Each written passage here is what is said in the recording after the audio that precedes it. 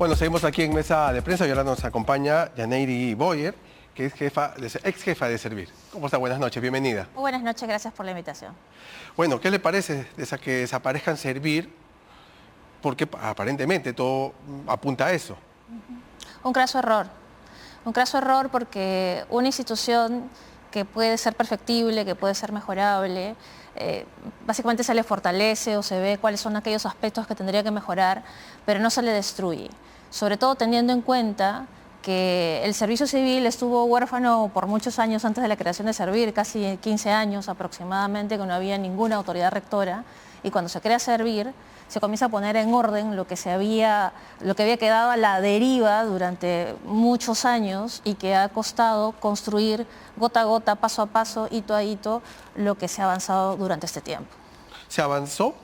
¿Cuánto se avanzó? Porque según el Colegio de Abogados no se ha avanzado mucho, pero sí, bueno, coincido con usted en que había que perfeccionarlo. Claro que sí. Lo que pasa es que ahí, miren, Servir tiene que ser el garante de la meritocracia en este país. Entonces, y en ese sentido tiene que ser mejorado, tiene que tener mayor presencia en las regiones, por ejemplo, no solamente se puede ir de visita a las regiones y ver cómo están y ya está, sino que tiene que haber mayor presencia, mayor despliegue.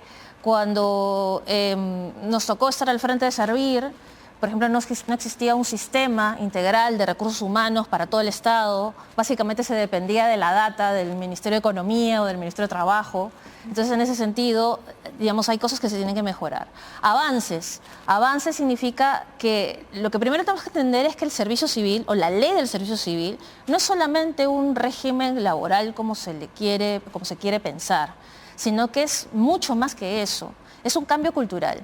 Es un mecanismo, una metodología que permite que las personas que están al servicio del Estado puedan prestar servicios efectivos al Estado.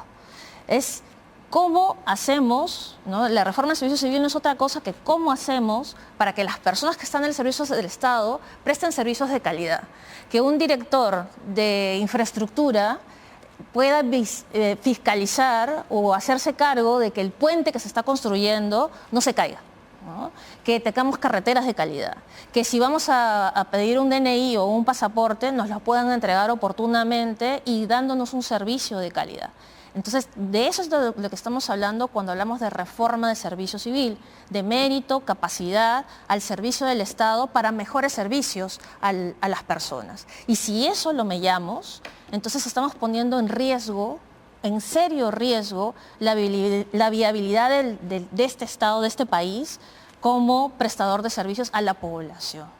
Entonces, fíjate que hay preocupación internacional por cómo se está proponiendo que se abole Servir, ¿no? Que se destruya Servir. Porque hace poco ha estado el Poder Ejecutivo, el propio Premier o el Canciller en reuniones de la OCDE, ¿no? Afirmando de que seguimos haciendo la tarea, ¿no? Los deberes para poder ingresar a la OCDE como organización. Pero sin embargo este tipo de retrocesos nos pueden poner muy por debajo de todos los países que están en esta carrera, ¿no? Y es importante en ese sentido que el Poder Ejecutivo también pueda defender que Servir permanezca, porque tenemos que tener muy claro que es la presidencia del Consejo de Ministros con el Ministerio de Economía que forman parte del Consejo Directivo de Servir y también tendrían que comprarse esta batalla para poder evitar que Servir desaparezca.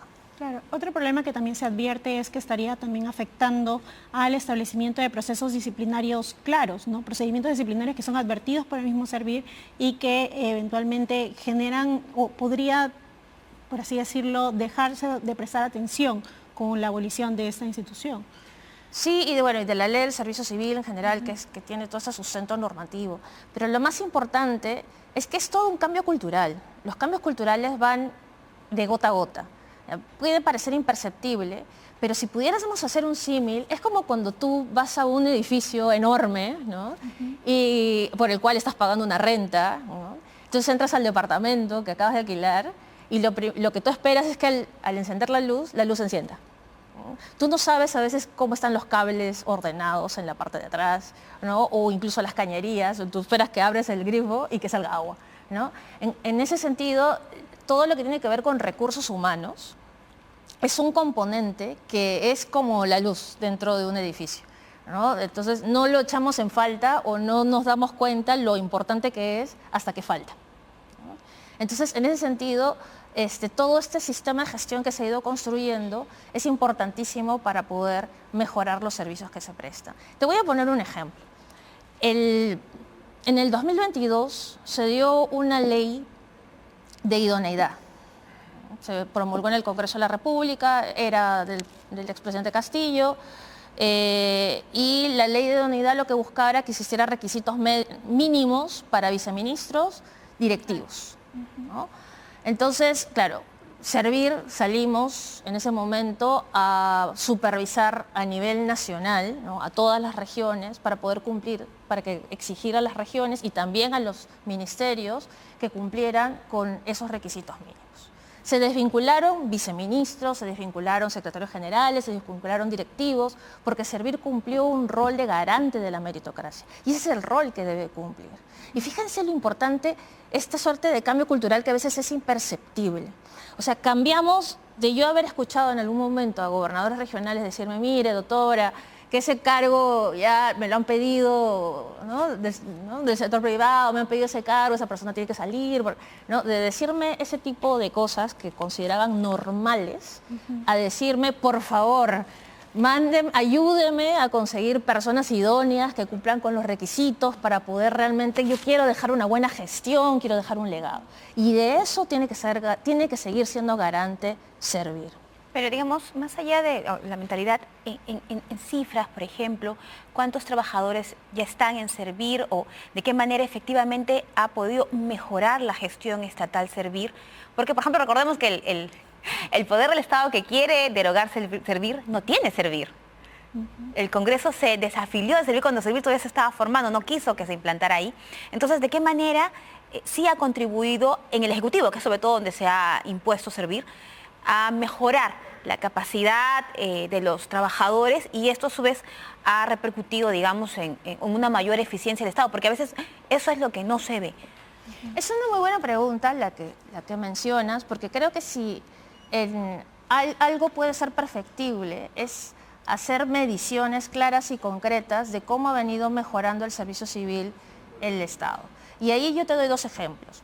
Porque en el caso de Chile, la alta dirección pública, o sea, hay dos estudios de la implantación de la alta dirección pública, es decir, directivos seleccionados meritocráticamente, ¿no?, que fueron colocados en hospitales y en colegios.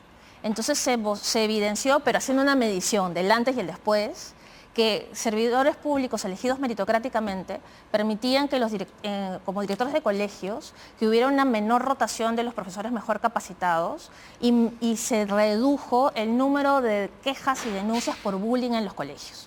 Y en los hospitales se permitió una mejor utilización de los quirófanos y además se permitió que los médicos mejor capacitados fueran los menos rotados y subiendo la eficiencia en las atenciones. Y eso está documentado.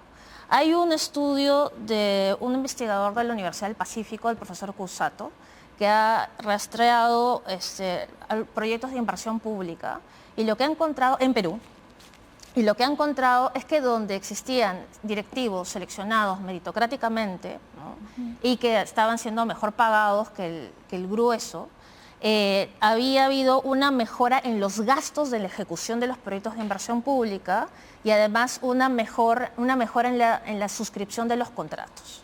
Entonces, lo que tenemos que hacer en adelante es poder asociar la meritocracia, ¿no?, a prioridades país. Y ahí voy a tu pregunta puntualmente, ¿no? El año pasado, en enero, se publicó un DU, un decreto de urgencia, en el que se establecía que se iba a acompañar a proyectos de inversión pública elegidos en aquellas zonas donde estaban los mayores presupuestos en todas las regiones del país, con directivos seleccionados meritocráticamente y con requisitos puestos por Servir, verificados por Servir. Y lo que se está evidenciando, de acuerdo, bueno, a mí me ha tocado viajar por temas más privados a regiones, y lo que he podido recoger de información es que realmente están mejorando la gestión en torno a los proyectos de inversión pública, pero eso se tiene que medir. Y lo segundo que te diría al respecto es que Servir ha tomado medidas para poder mejorar la implementación de la reforma. Este año se publicó una ley en la que se establece que la obligatoriedad del pase de las entidades públicas, y ha habido un repunte en cómo las entidades públicas se siguen preparando y siguen pasando a la reforma del servicio civil. Entonces, en ese sentido, Servir no se ha dormido en sus laureles frente a las dificultades que se ha tenido en la implementación de esta reforma sumamente ambiciosa. Porque, ojo, paréntesis, Chile solamente impulsó la reforma de su dirección pública y de la capacitación. Y llevan 20 años dándole, ¿no? Porque como el elefante se le come por la patita, empieza, ¿no?, a comer todo el elefante. Pero aquí la reforma de todo. Entonces Servir no se ha dormido en sus laureles. Ha habido pasos concretos para que haya implementación, y lo que creo que tiene que quedar claro en este punto es que Servir no puede estar solo en esta tarea. Tiene necesariamente que estar acompañada por la totalidad del Ejecutivo. Y tiene que tener la voluntad política recibida desde la Presidencia de la República. Se tiene que ser claros en pedirle al Congreso que no lo derogue. Por supuesto. Y para que una reforma del servicio civil, el 64% de los países de la OCDE está convencido de que tiene que tener una autoridad como rectora de recursos humanos, si no, no funciona. Ok, senadora. Muchas gracias. Muchas gracias a ustedes. Veremos, pues, ojalá que el Ejecutivo ponga mano fuerte y hable fuerte con respecto a este tema, porque el Congreso y el Ejecutivo están aparentemente de la mano. Pero bueno, en fin, nosotros será hasta el próximo domingo aquí en Mesa de Prensa. Lo dejamos con Patricio Ulloque.